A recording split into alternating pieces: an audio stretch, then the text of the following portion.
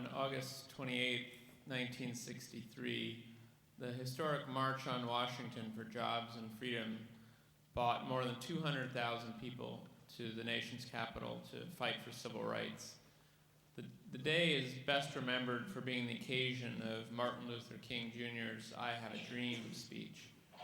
But the most militant of the speech of the day was by John Lewis, a student leader in the Student Nonviolent Coordinating Committee from Alabama. Lewis wrote quite radical speech, but was forced to tone down the text by establishment civil rights leaders. Here is the text of the speech he intended to give that day.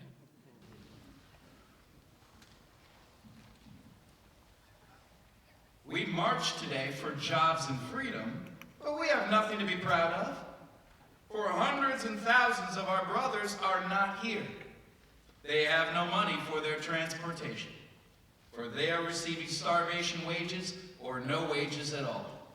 See, in good conscience, we cannot support the administration's civil rights bill, for it is too little and too late. The voting section of this bill will not help thousands of black citizens who want to vote. It will not help the citizens of Mississippi, of Alabama, and Georgia who are qualified to vote but lack a sixth grade education. See, we're now involved in revolution.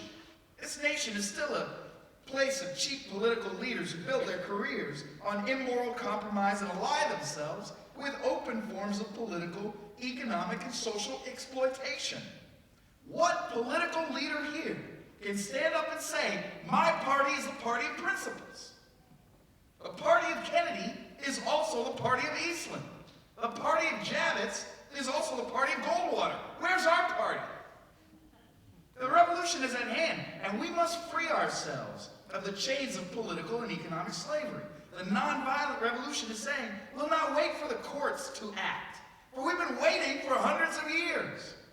We will not wait for the president, the Justice Department, nor Congress, but we'll take matters into our own hands and create a source of power outside any national structure that could and would assure us a victory.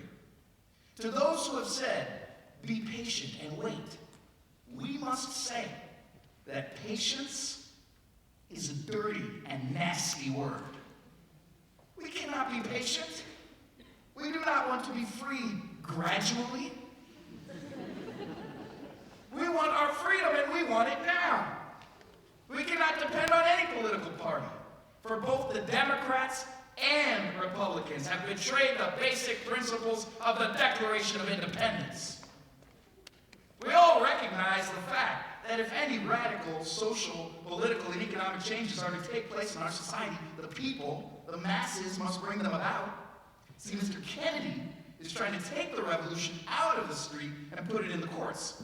Listen, Mr. Kennedy. Listen, Mr. Congressman. Listen, fellow citizens. The black masses are on the march for jobs and freedom, and we must say to the politicians that there won't be any cooling off period. We won't stop now. All the forces of Eastland, Barnett, Wallace, and Thurman won't stop this revolution. The time will come when we will not confine our marching to Washington. We will march through the South, through the heart of Dixie, the way Sherman did. We shall pursue our own scorched earth policy and burn Jim Crow to the ground. Nonviolent.